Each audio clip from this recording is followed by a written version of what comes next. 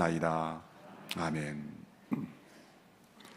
우리는 출애굽기 말씀을 통해서 약속을 통해 역사를 주관하시며 또 그 역사를 섭리하시는 하나님의 그 놀라우신 능력을 함께 체험하고 있습니다. 하나님의 역사는 그 누구도 대항할 수 없습니다. 그 어떤 악의 세력이라 할지라도 하나님의 역사를 거스르며 대항할 수 없습니다.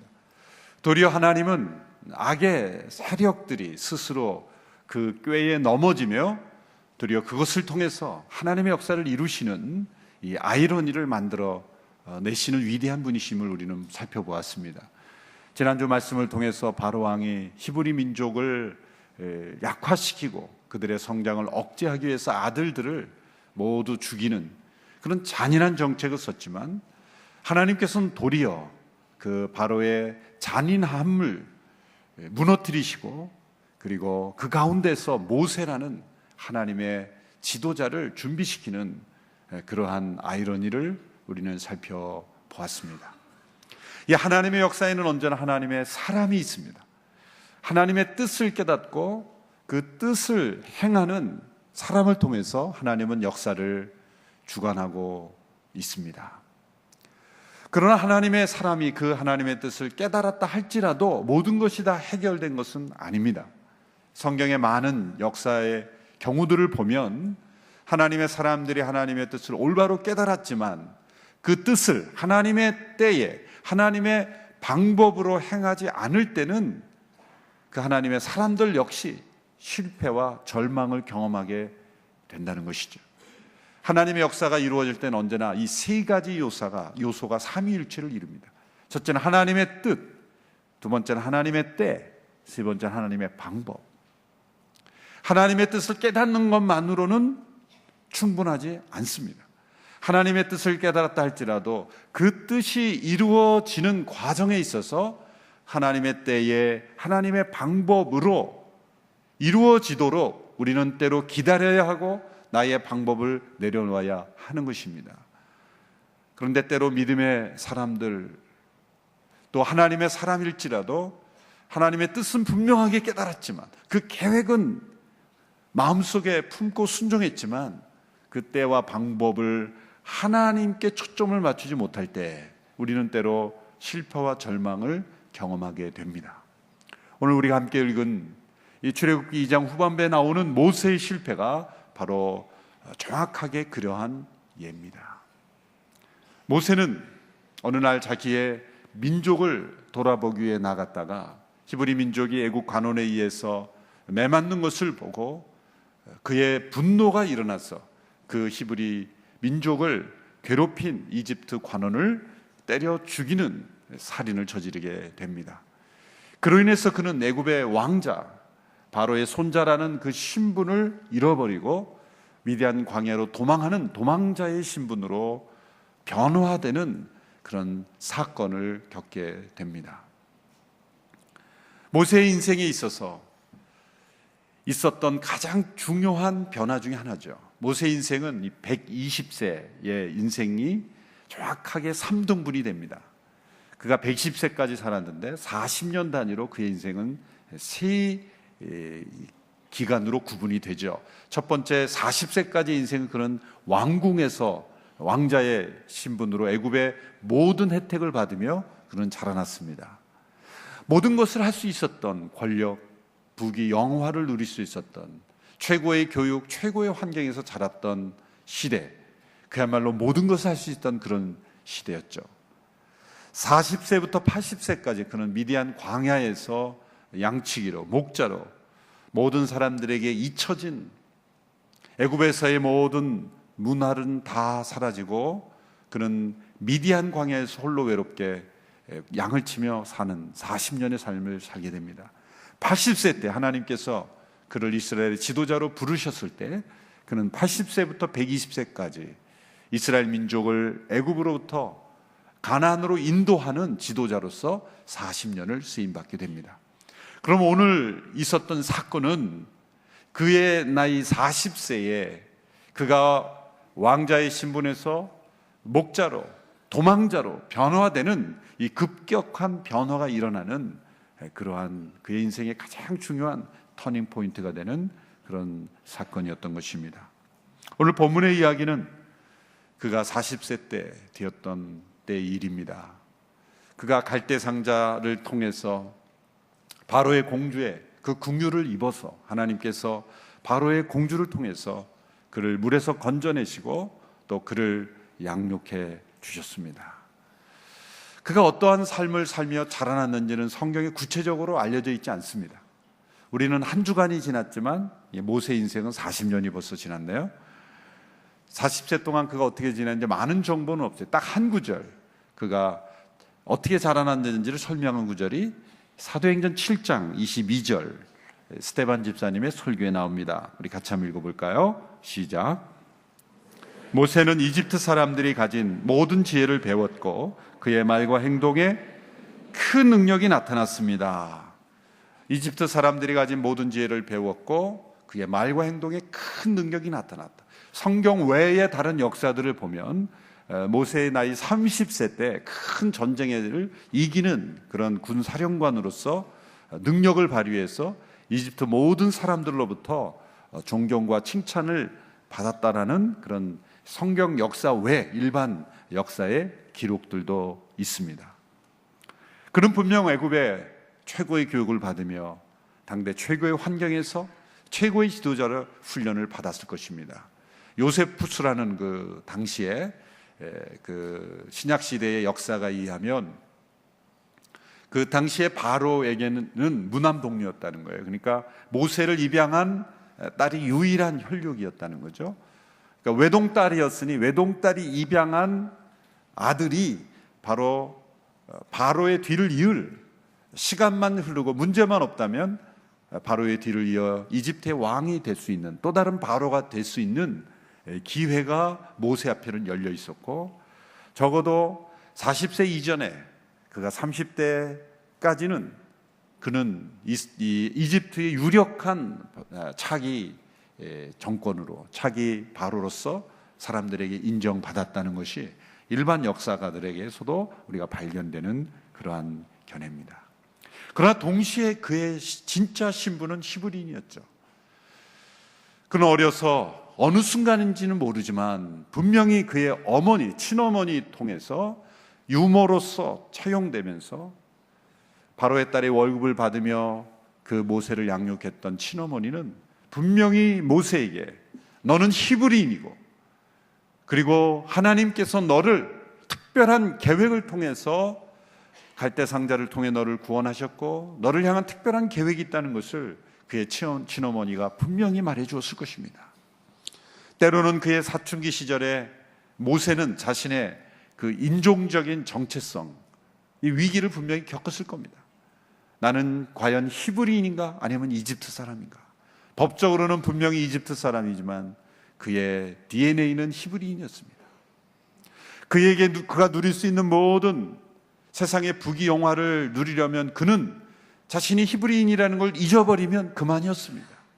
동족들이 어떻게 살던, 학대를 당하던, 고통을 받던 상관없이 자신의 외형적이고 법적인 그런 위치만을 그는 받아들인다면 그는 아무런 고민이나 갈등 없이 세상 속에서 부귀영화를 누릴 수 있었던 사람이었습니다. 그러나 그의 마음속에 끊임없이 일어나는 그러한 고민, 갈등은 하나님이 일으키시는 것이겠죠. 성령님이 역사하시는 거겠죠. 너는 히브리인이다. 너는 히브리인으로서 할 일이 있다. 하나님께서 너를 이 애굽 왕궁에 두신 것은 너만을 위한 것이 아니다. 너를 통해서 하나님께서 히브리 민족의 새로운 역사, 그리고 히브리 민족을 통해서 이루실 하나님의 역사를 이루기 위해서 너는 이곳에 있는 것이다. 그가 적어도 이 사건 이전에 그는 자신을 향한 하나님의 계획, 자신을 향한 하나님의 소명을 깊이 고민하며 기도했을 것입니다. 성경의 전체 문맥을 통해서 보면 그가 적어도 40세가 되었을 때 그는 자신의 민족적인 정체성에 대한 분명한 인식을 가지고 있었다는 것을 우리는 알 수가 있습니다. 오늘 본문은 그가 40세 때 겪었던 두 개의 부정적 사건과 하나의 긍정적인 사건을 기록하고 있습니다. 두 가지의 부정적인 사건을 통해서 그는 왕자에서 도망자로 변화되고, 한 가지 긍정적인 사건을 통해서 광야에서 결혼하고 정착하게 됩니다. 40세 된 해 어느 날 그는 자기 민족이 이집트 사람에 의해서 학대받으며 중노동하고 있는 현장으로 나갑니다. 그리고 그 장면을 지켜봅니다. 그리고 히브리 사람이 매맞는 것을 보고 그는 흥분해서 때려 그 사람을 죽이는 사고를 저지르게 됩니다. 오늘 보면 11절 12절의 말씀을 우리 같이 함께 읽겠습니다. 시작. 세월이 흘러 모세는 어른이 됐습니다. 어느 날 모세는 자기 민족이 있는 곳에 나갔다가 그들이 중노동하는 것을 지켜보았습니다. 모세는 어떤 이집트 사람이 자기 동족인 히브리 사람을 때리는 것을 보다가 이리저리 살펴 아무도 없는 것을 보고는 그 이집트 사람을 죽여 모래 속에 묻었습니다. 자, 이 사건을 올바르게 이해할 땐 두 가지 중요한 열쇠가 필요합니다. 첫 번째는 모세가 이 시점에서 자신을 이집트의 왕자로서의 정체성을 더 크게 가지고 있었는가, 아니면 히브리 민족으로서의 정체성을 더 크게 가졌는가라는 것이죠. 이집트 관원이 그 히브리 사람을 학대하는 것을 보고 왕자로서, 통치자로서 볼 때 너는 그렇게 하면 안 된다 라는 차원에서 그 이집트 사람을 벌 주려고 하다가 실수로 잘못되게 죽게 한 것인지, 아니면 그 고통받는 히브리 사람의 일원으로서 그 장면을 보고 마치 자기가 고통받는 것처럼 느끼면서 견딜 수 없어서 분노가 일어나서 그 이집트 사람을 죽인 것인지, 그것이 중요한 것이라는 거예요. 만일 그 모세가 이집트 사람을 죽인 것이 이집트의 왕자로서의 어떤 정체성, 그 아이덴티티를 강하게 가지고 있었기 때문에 통치자로서 그 이집트 사람을 죽인 거라시라면 사실 아무 문제가 없습니다. 그 당시에 최고의 권력자 바로의 권력자의 가족으로서 통치자들은 그렇게 원하는 것이 아닌데, 이집트 관원이 잘못 행한 것이라면 이 모세의 행동은 충분히 정당화될 수 있고 합리가 될 수 있고 또 설명될 수 있는, 모세는 도망갈 이유가 없는 것이죠. 그런데 오늘 본문에 보면 이 자기 민족이라는 단어가 반복되고 있죠. 그냥 히브리 민족이라 하지 않고 자기 민족, 자기 동족, 자기 민족을 보러 나갔다, 자기 동족을.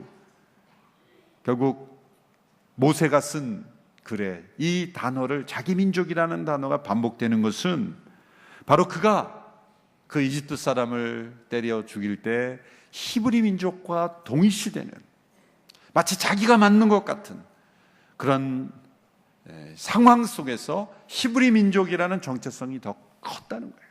그것이 압도했다는 거예요. 그 순간만큼은 그런 애굽의 왕자라는 것을 다 잊어버리고 그가 마치 히브리 민족으로서만 존재하는 것처럼 행동했다는 거예요. 두 번째는, 이 사건을 우리가 올바로 이해하는 데 있어서 필요한 열쇠는 모세가 이 자신의 민족을 돌아봐야 되겠다라는 이 결심을 언제 했느냐, 그 시점이 중요합니다. 모세가 자기 민족이 중노동하고 학대받는 것을 전혀 모르다가 우연히 왕자로서 어디 여행을 하는데 지나다 보니 학대받는 것을 보고 흥분해서, 나도 히브리 민족인데 어쩜 이럴 수가 있을까, 그렇게 해서 흥분해서 그런 사고를 저지르게 됐는지, 그러는 것이라는 거예요. 아니면 이미 그가 자기 민족과 자신을 완전히 동일시하고 자기는 자기 민족을 위해서 살겠다라는 결심을 하고 난 뒤에 그 사건이 일어난 것인지, 그 시점이 중요합니다. 왜냐하면 오늘 본문의 내용만을 보면 그가 이집트를 떠나게 된 것은 살인을 행하게 되고 바로를 두려워해서 떠난 것으로 되어 있기 때문입니다. 근데 히브리서 11장 24절에 보면 그가 이집트를 떠난 것은 믿음으로 자기의 신분을 거부하고 떠난 것으로 그렇게 설명합니다. 히브리서 11장 24절 25절의 말씀입니다. 우리 같이 한번 읽어볼까요? 시작. 믿음으로 모세는 다 자란 후에 바로의 딸의 아들이라 불리는 것을 거부했습니다.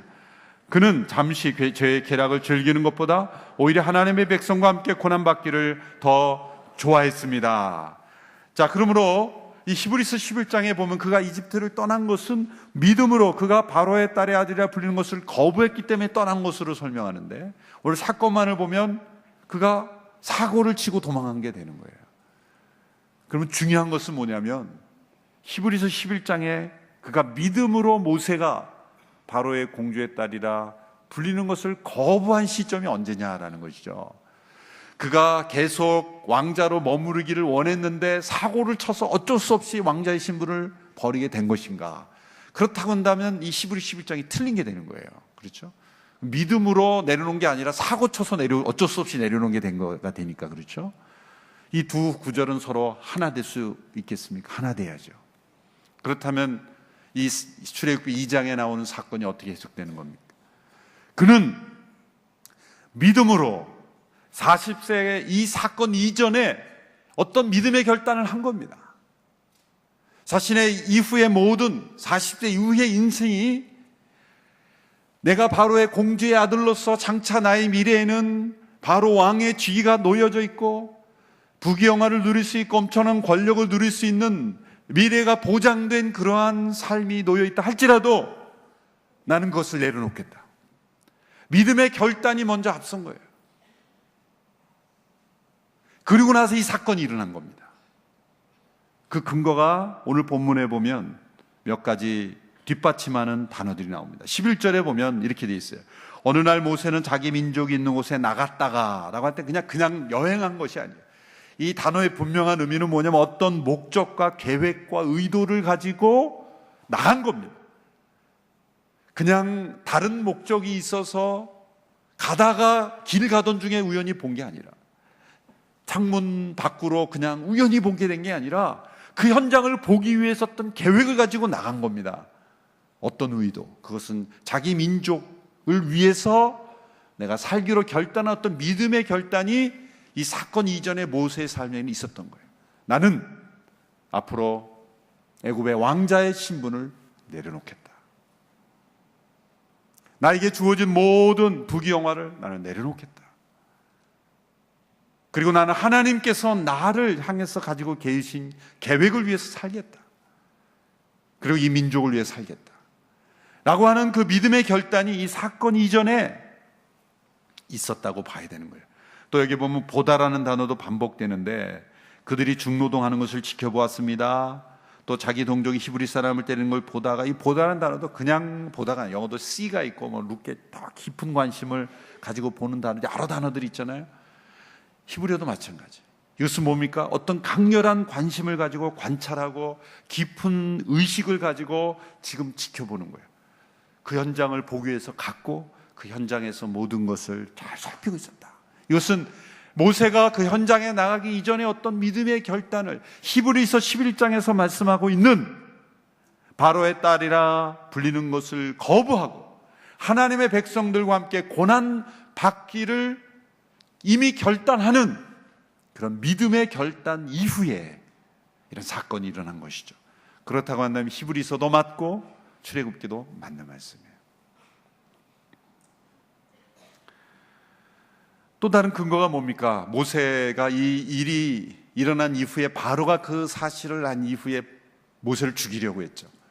만일 모세와 바로가 좋은 관계에 있었다면 모세를 죽이려 했겠습니까?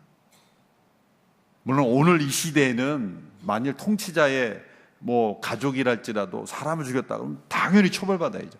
그 당시에는 바로가 곧 법이었고, 바로의 말 한마디면 수많은 사람들이 그 피라밋을 지으면서 얼마나 많이 죽었겠습니까? 수많은 사람들이 그 무덤을 만들기 위해서 엄청난 사람들을 죽인, 그것이 얼마든지 정당화될 수 있는 그런 시대에 자신의 왕자가 관원을 한 사람 죽였다 그래서 그 왕자를 죽이는 시대는 아니라는 거예요.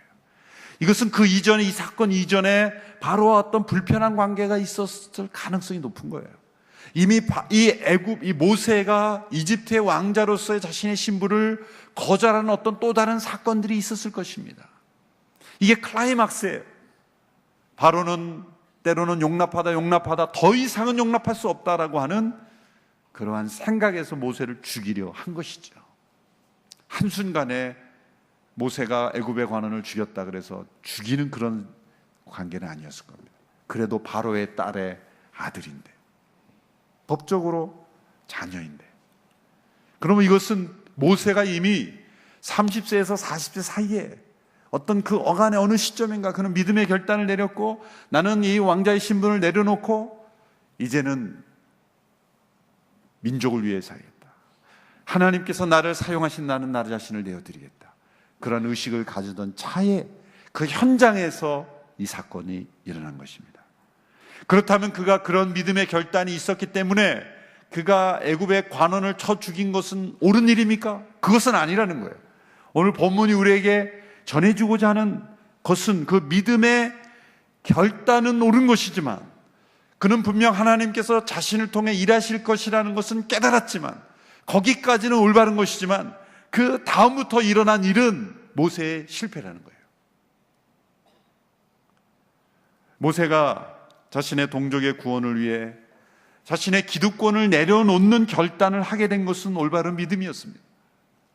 그렇다고 해서 그가 어느 때 어떤 방법을 사용할지라도 다 옳은 것이라고는 하나님 인정하지 않으시는 거예요. 하나님의 뜻을 깨달았지만 우리는 하나님의 뜻을 하나님의 때에 하나님의 방법으로 행하는 데까지 나가야 진정한 믿음의 성숙이라는 거죠. 이 모세가 오늘 본문에 과도하게 반응해서 살인을 했죠. 그러나 그것은 감정적 충동만이 아닙니다. 그가 감정적으로 욱해서 사람을 죽였다. 그의 이면에 보면 그 민족적 동질감에서 나오는 어떤 지도자 의식이 숨어 있었다는 것을 알 수가 있습니다. 사도행전 7장 23절에서 25절, 이 스테반 집사님의 설교를 통해 다시 한번 해석하겠습니다. 23절부터 25절 말씀 우리 같이 함께 읽겠습니다. 시작. 모세가 40살이 되자 자기 동족 이스라엘 백성들을 돌봐야겠다는 결심을 하게 됐습니다. 모세는 자기 백성들 가운데 한 사람이 이집트 사람에게 학대당하는 것을 보고 그 편을 들러갔다가 그 이집트 사람을 쳐 죽이고 원수를 갚아주었습니다. 모세는 자기 동족만큼은 하나님께서 자기를 통해 그들을 구원해내실 것을 깨닫고 있으리라 생각했지만 실제로 그들은 깨닫지 못했습니다. 25절이 중요합니다. 자, 보십시오. 제가 다시 읽습니다. 모세는 자기 동족만큼은 하나님께서 자기를 통해 그들을 구원해내실 것을 깨닫고 있으리라 기대했지만 그들은 깨닫지 못했다. 이게 무슨 말입니까? 모세의 의식 속에는 하나님의 자신을 통해 이스라엘 민족을 구원하실 것을 이 시점에는 그렇게 믿고 있었다는 거예요. 이거 하나님이 나를 사용하실 것이구나, 나를 애굽의 왕 중에서 40세까지 자라게 하신 것은 분명 하나님께서 나를 지도자로 그리고 나를 사용하시기 위한 것이구나라는 것을 깨달았고 인정했다는 거예요. 그건 누가 힌트를 줬을까요? 어머니가 줬을 거예요. 어머니가.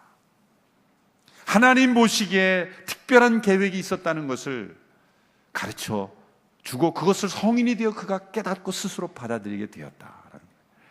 그러니까 그의 마음속의 이면에는 하나님께서 나를 통해 일하실 거라, 어떤 모습을 통해 일하실 거라는 어떤 믿음이 있었고 그런 의식이 있었어요.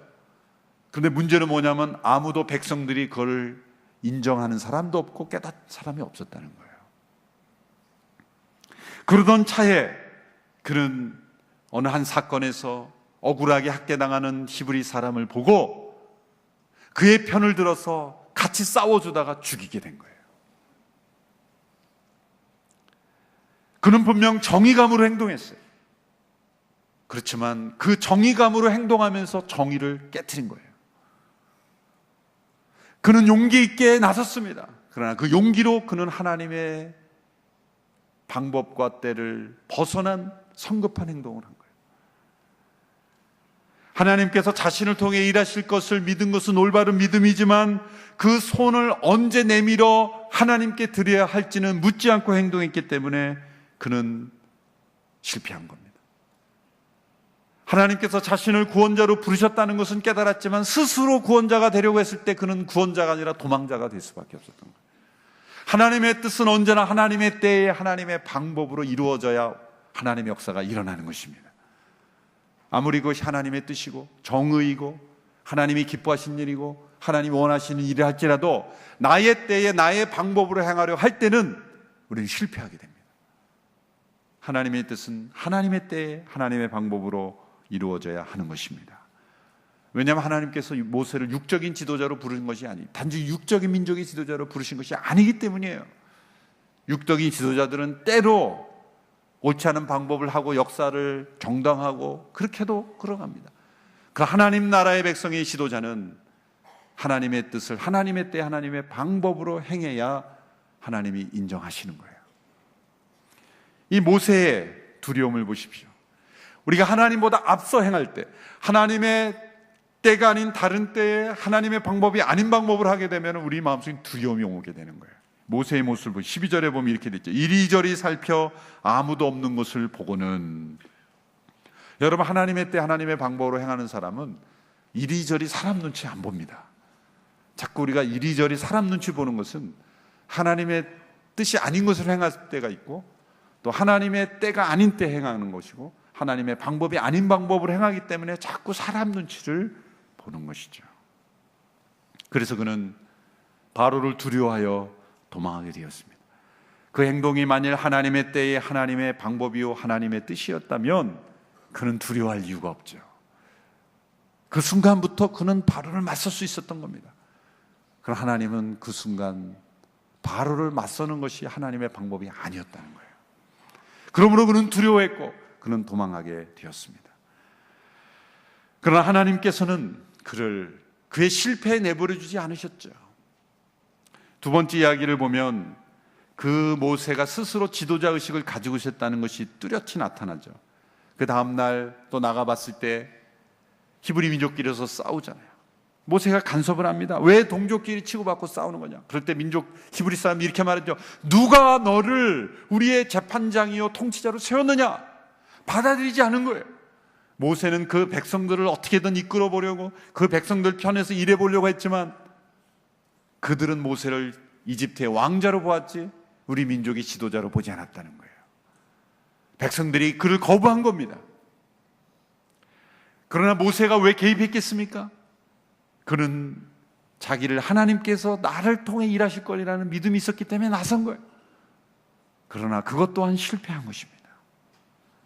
계속해서 말씀하는 게 뭡니까?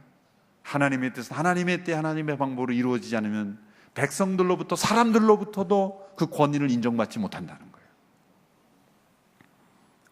그는 결국 광야로 도망하게 됩니다. 그러나 그의 실패가 하나님의 실패는 아니죠. 그는 절망했지만 그것이 하나님의 역사의 종말은 아닙니다. 동족들이 그를 지도자로 인정하지 않았지만 하나님이 그를 지도자로 인정하지 않은 것은 아닙니다. 분명히 이것은 믿음 없는 자의 실패가 아니라 믿음의 결단을 한 사람의 실패입니다. 우리가 믿음의 결단을 했다 그래서 만사형통은 아닙니다. 믿음의 결단 이후에 한 걸음 한 걸음이 하나님의 때에 하나님의 방법으로 행해야 거기 열매가 나타나고 하나님의 역사가 나타나는 것입니다. 이것은 일시적인 절망일 뿐이에요. 하나님을 등진 자의 실패가 아니라 하나님을 향해 나아가고 있는 자의 실패인 거예요. 그러므로 하나님은 이 실패를 통해서도 새로운 역사를 이루어 가십니다. 40년간 그를 광야에서 지도자로 준비시켰죠. 어쩌면 애굽의 40년보다도 광야의 40년이 모세가 지도자로 쓰임받는 데 있어서는 더 중요한 준비였을 것입니다. 광야로 들어가서 오늘 10번째 이야기가 마지막에 나오죠. 이야기는 정말 아름다운 러브스토리와 같은 이야기예요. 절망에 빠져 도망했던 모세가 피곤에 지쳐서 한 우물가에서 그의 아내가 될 여인을 만나죠. 모세가 지쳐서 우물가에 있는데 그 미디안에 있는 양치기들이, 그 유목민들이 우물에 물을 뜨고 있는 여인들을 괴롭히는 거예요. 모세는 불의를 보고 참지 못합니다. 그가 애굽에서 닦았던 그 싸움의 실력, 그 애굽의 관원을 쳐 죽일 수 있었던 엄청난 그런 남자다운 용맹스러움을 가지고 연약한 여인들을 보호해주고 그들과 싸워서 그들을 물리쳐 주죠. 그 여인들의 아버지가 깜짝 놀라서 이런 사람이 있단 말이냐, 데려와보라 그러면서 그 딸들 중에 십보라라고 하는 여인을 모세에게 안내려 주죠. 예, 아름다운 러브스토리. 하지만 이것만 우리에게 전해주는 것이 아니라 왜 이야기를 해놨습니까? 모세가 그 광야에 정착하게 된 과정의 계기가 뭐예요? 불의를 보고 참지 못하는 거예요. 히브리 민족이 학대받는 것을 보고 참지 못했던 그가 하나님의 소명을 받았어요. 동족끼리 서로 싸우는 것을 보고 참지 못했던 하고 개입했던 그 모세의 부르심은 끝나지 않았다는 거예요. 어디 가든지 그는 불의한 장면을 참지 못합니다. 문제의식이 없는 사람은 문제를 일으킬 가능성이 많은 사람이에요. 우리는 어떤 상황이든지 거룩한 문제의식이 있어야 돼요. 불의를 보고 참지 못해야 됩니다. 그러나 그 불의를 보고 참지 못해서 하나님의 뜻을, 정의를 행하건 공의를 행하건 사랑을 행하건 그 때와 방법도 하나님의 때의 방법에 맞추지 않으면 우리는 정의를 행하면서 정의를 무너뜨릴 수 있는 거예요. 그 모순에 빠지는 거예요. 쓰임받지 못하는 거예요. 우리는 더 기다려야 되는 것입니다. 이 과정을 통해 모세는 다시 시작하게 되는 거예요. 하나님의 그의 마음을 받으시고 그를 사용하시고 주목하시고 광야에서 한 가정을 이루게 하십니다. 그는 분명 믿음의 결단을 하였습니다. 그러나 믿음의 길을 걷다가 그는 실패했습니다. 믿음의 결단을 했다고 만사형통 되지 않습니다. 하나님의 뜻을 깨닫는 것 자체가 우리의 삶을 형통하게 해주지 못합니다. 하나님의 뜻을 깨달았다면 그 때와 방법 또한 하나님의 때를 기다리고 하나님의 방법을 따라야 합니다. 우리도 모세처럼 때로 실패합니다. 절망합니다. 나는 분명 하나님의 뜻인 줄 알았는데 그 역사가 나타나지 않는 이유, 우리가 더 기다리고 하나님의 방법을 따라야 한다는 신호인 것입니다. 그러나 하나님은 우리를 버리지 않으십니다. 왜? 우리가 믿음의 결단 위에 서 있다면 하나님 우리의 실패를 통해서도 더 위대한 하나님의 역사를 이루실 줄로 믿습니다. 우리가 믿음 위에서 걸어가고 있다면 때로 우리가 실패하고 절망할 수 있는 상황을 경험하지만 하나님은 절대로 우리를 버리지 않으십니다. 우리의 실패를 넘어서 하나님은 위대한 하나님의 길을 열어가실 것이기 때문입니다. 이 모세의 실패를 통해 우리를 격려하시고 또 우리의 실패 속에 하나님의 위대한 섭리가 있을 수 있다는 것, 그걸 믿음으로 내다보면서 계속해서 믿음의 길을 걸어가는 우리 모두가 되기를 축원합니다. 기도하겠습니다. 하나님 앞에 믿음의 결단을 한 모세의 실패를 보았습니다. 우리도 또한 믿음의 길을 걸어가며 실패하고 절망하고 포기하고 싶은 미디안 광야로 도망할 수밖에 없는 상황 가운데 처할 때도 있습니다. 그러나 우리 연약함을 아시며 모세를 계속해서 준비시키고 그를 연단시키고 그를 사용하셨던 하나님께서 우리의 실패에도 절망에도 불구하고 우리를 사용하실 줄로 믿습니다. 우리의 믿음을 받아주시고 우리의 걸음을 인도하여 주옵소서. 예수님의 이름으로 기도하옵나이다. 아멘.